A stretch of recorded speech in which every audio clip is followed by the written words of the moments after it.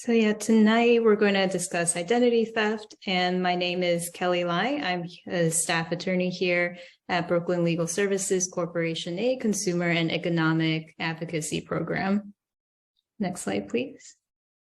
So here at BKA Consumer and Economic Advocacy Program, we help to prevent foreclosures and defend against predatory lending.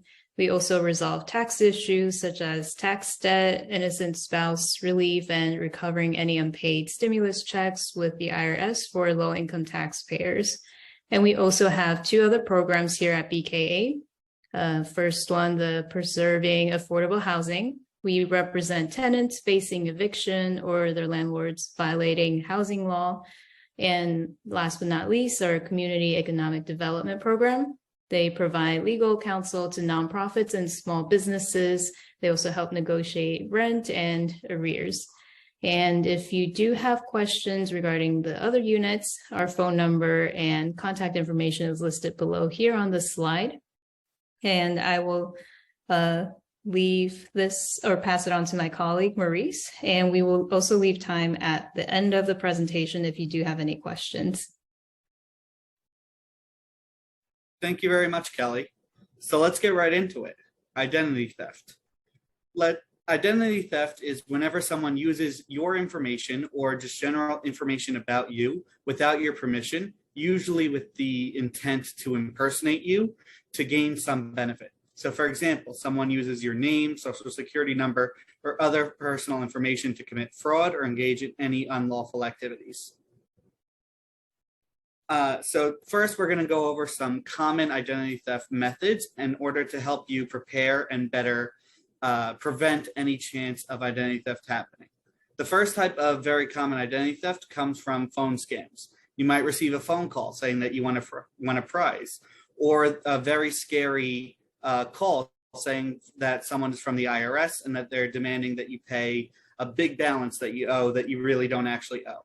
So a lot of the ways that these scams will try and get money from you is they'll ask you to pay using gift cards or to wire money or prepaid cards. This is a very, very common red flag that you could use to identify when you're in the process of being scammed or when someone's trying to scam you, so to speak.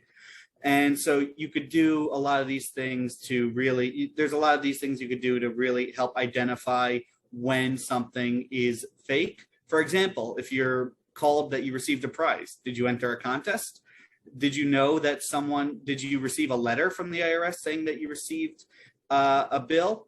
And on that point, just something that I'd like to mention is that the IRS will never end up calling you to demand money payment for a bill. There are about 200 million people who file tax returns throughout the year. If they sat and called every single person that owed a bill, they'd never look over another return ever, because there's just way too many. And a big point that we want to emphasize and mention is don't give out your social security number over the phone or to anyone that you don't know. That's one of the easiest ways that someone could commit fraud and identity theft. So keeping that as a close secret is very important and will help you in the long run.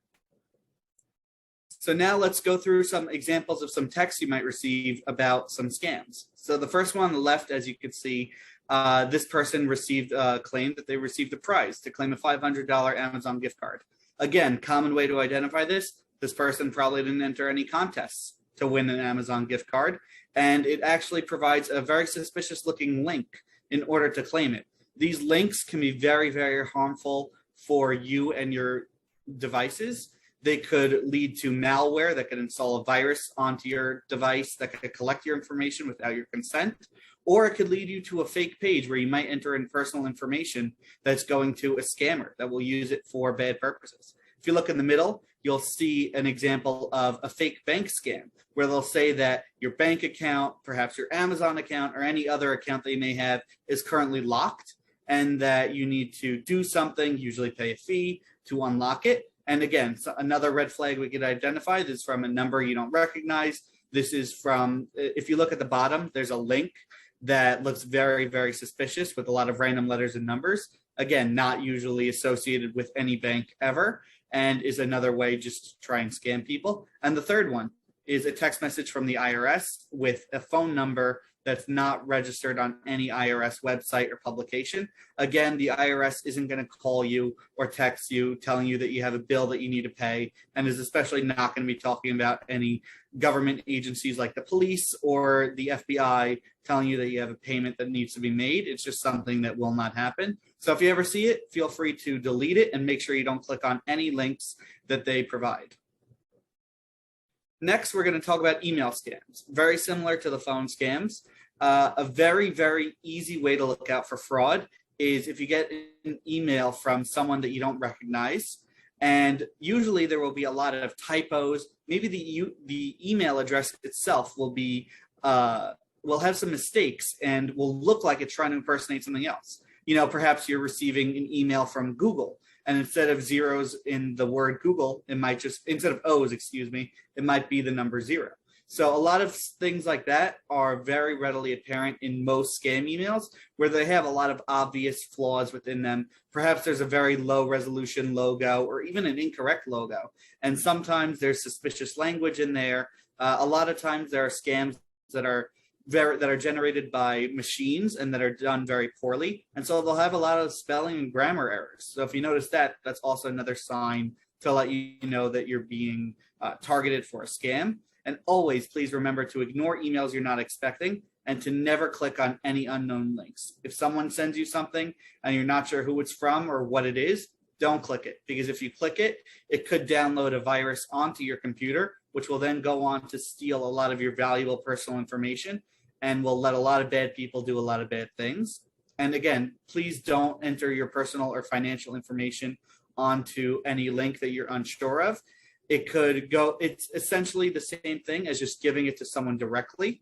And something that we'd like to, again, emphasize is that the IRS will never ask you for any of your personal information. Something that's very helpful to remember is that you already filed a tax return at least once with the IRS. They already have all of your personal information. They're not going to be asking you ever to verify your name, your social security number on an email form.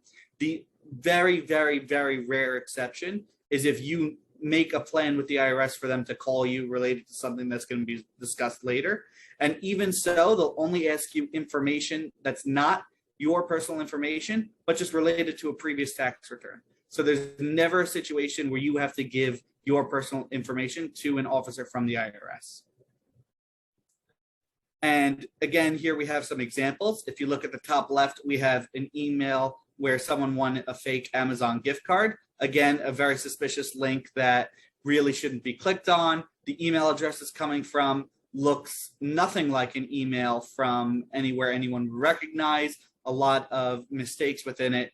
The second email has a very suspicious attachment or link. And this is something, just by clicking it and clicking download, you could be downloading a virus onto your computer, which would be very harmful. And in the middle, we have a fake IRS notice where they're saying that you have a mistake in your payment or a refund that you could access. Again, the IRS will never send you an email. They'll send a letter to your house. So never click on any of those links. And now let's talk about preparer fraud. So most tax professionals are excellent and they provide excellent service. However, there are some people that are out there that make a living through return fraud, identity theft, or other harmful scams.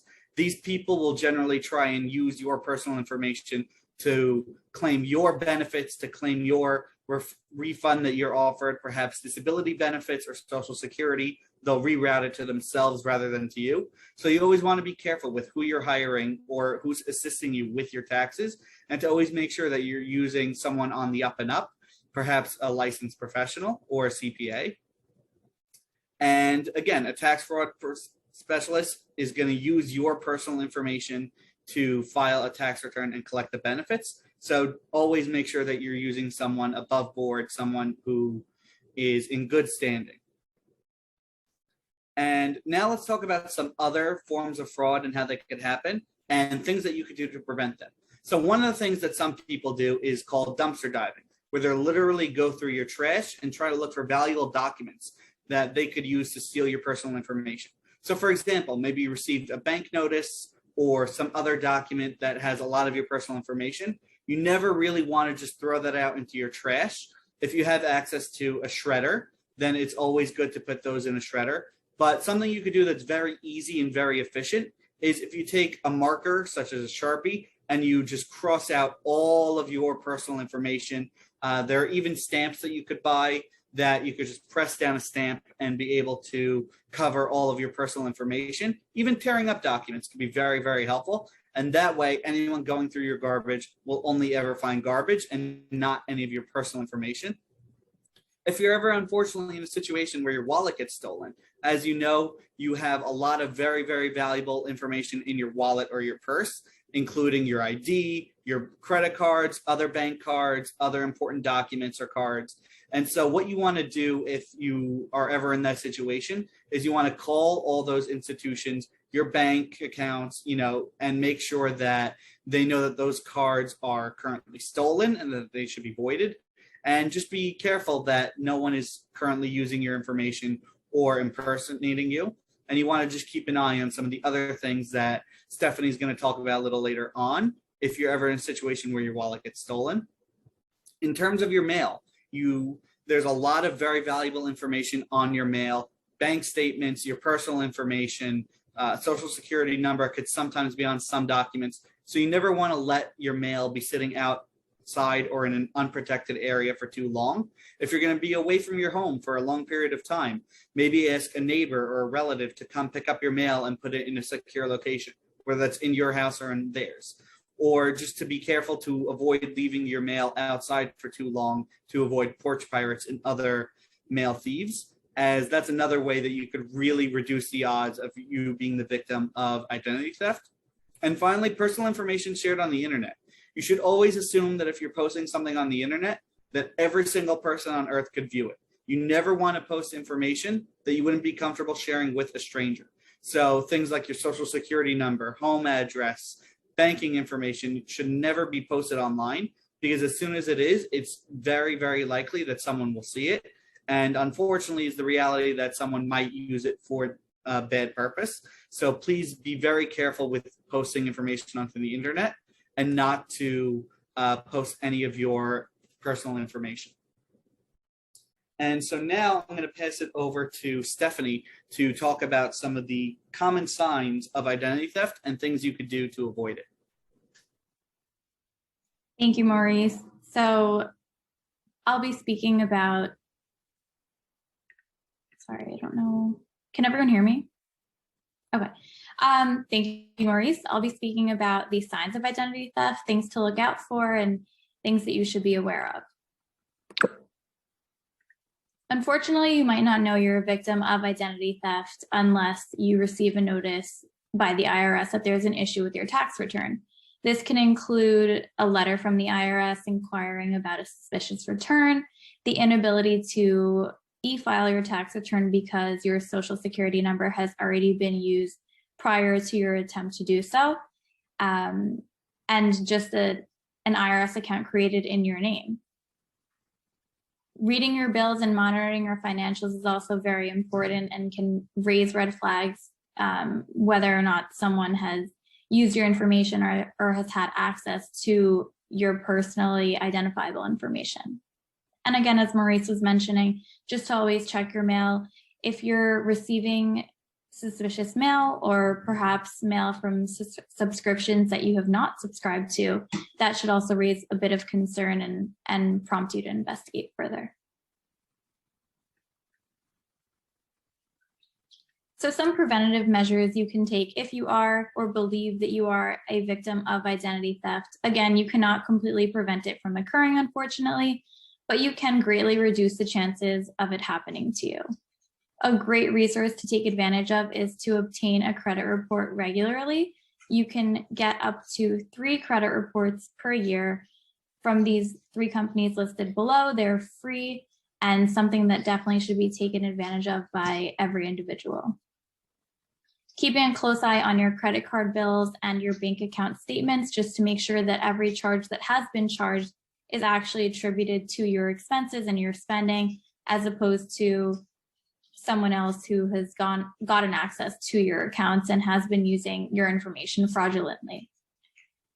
Not leaving your wallet or purse unattended, not throwing out your mail without the information crossed out is also definitely something that seems so simple, and some may just be forgetful in doing so, but it can really go a long way just to protect your information.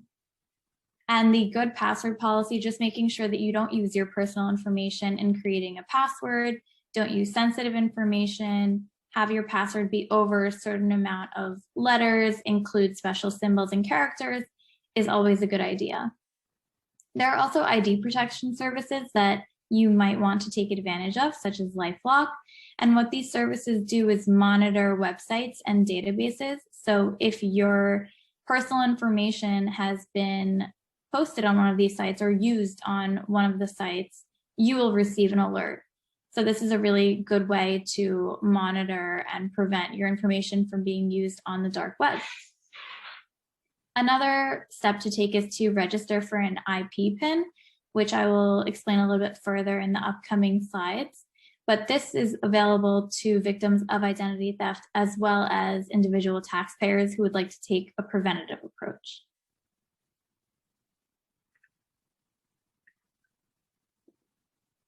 If you're a victim of identity theft, there are a few steps that you should take. Initially, place a fraud alert on your credit reports. If you just call one of the credit report companies listed on the previous slides, they will inform the other two. And this is a very important step to take so that they are aware that your information has been compromised. Another thing to do is to submit an identity theft report with the FTC. This can be done online. And to report certain types of identity theft to specific agencies, such as the IRS, your bank accounts, and any other information, any other agency that you've submitted your personal information to. Regarding the IRS specifically, you can submit an ID theft affidavit, which is a 2-page document, can be accessible on the IRS website, and states that you are a victim of identity theft. Another measure that I was speaking about earlier is to register for an IP PIN. This is a 6-digit number that's only known to you and the IRS, and it prevents someone else from fraudulently filing a tax return on your behalf. Once you receive the IP PIN, you will get a new IPIN yearly, and this is just to ensure that it's you that's filing the return and your information is secure. There are a few different ways to apply for an IP PIN. The first is by filling out the identity protection PIN form, which is also available online, but a more efficient and faster route would be just to go online in the link below, fill out the information there, or to call this Taxpayer Advocate Center with the number listed below, and they can call on your behalf and streamline the process to get the IP PIN for the same tax year. I'll show you how the documents look like in the next slide. This is the application for the identity protection PIN. It's a relatively straightforward document and available on the IRS website. Again, it might be more efficient to either call the Taxpayer Advocate Service or to go online in the link provided in the previous slide. This form is Form 14039, the Identity Theft Affidavit, and this is basically your statement to the IRS that you have been a victim of identity theft and notifying them of that and sort of providing explanation as to why there is an issue with your tax return.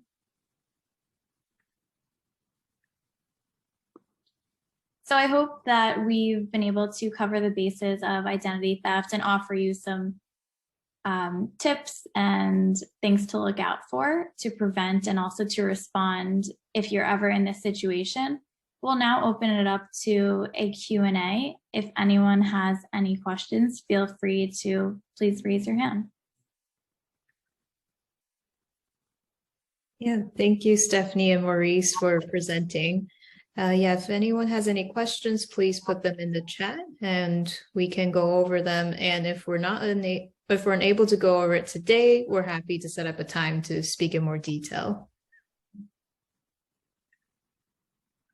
So I do have a question here. Who is eligible for an IRS IP PIN? So any taxpayer is eligible for an IP PIN, as well as any victim of identity theft. I believe that if you're a victim of identity theft, the IRS will provide an IP PIN for you.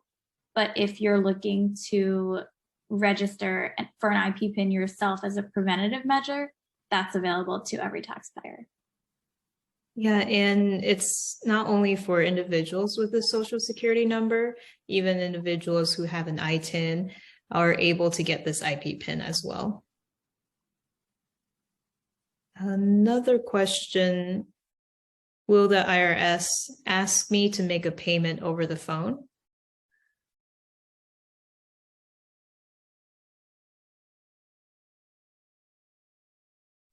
And the answer is no. Whenever the IRS is calling you, that should be a red flag unless you have a scheduled appointment. And if they're calling you out of the blue and asking for you to make a payment, definitely hang up and immediately block that number. The IRS is so overwhelmed right now. I highly doubt at the moment they'll be making any phone calls asking for payments. Okay.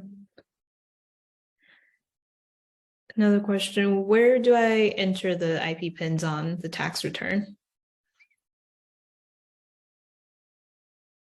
And I think, Maurice, would you be able to take this question? I think that Charles, you might be better suited to handle this one. Sure. There's a place on the return with empty boxes toward the bottom of the return where you would just enter the numbers. So it's a 6-digit number that you'll get. Also, to clarify on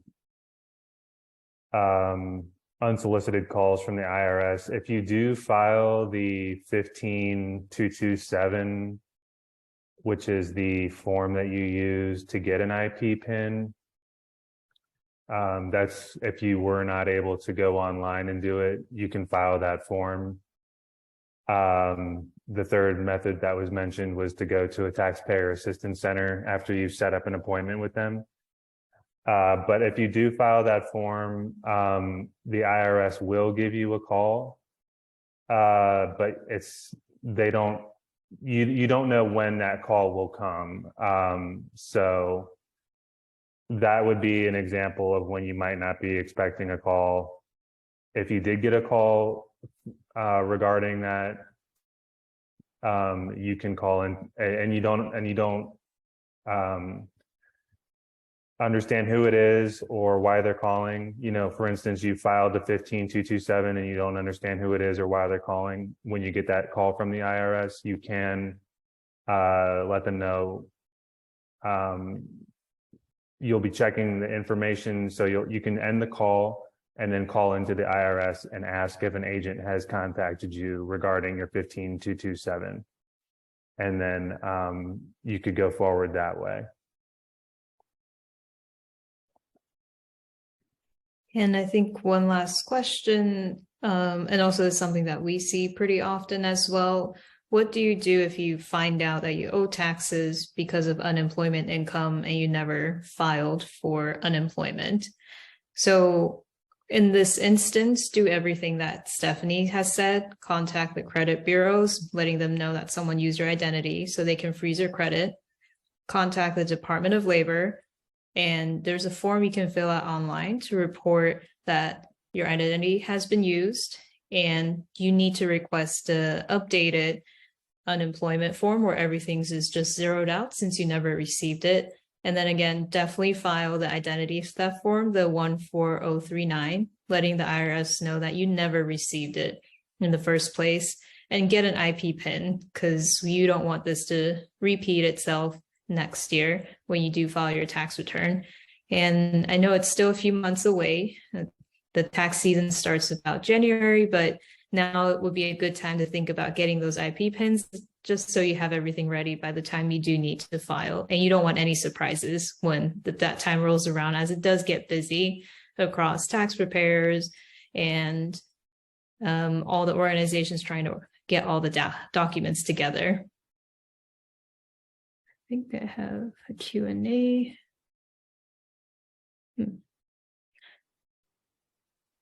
Stephanie, can you see the Q&A that popped up just now?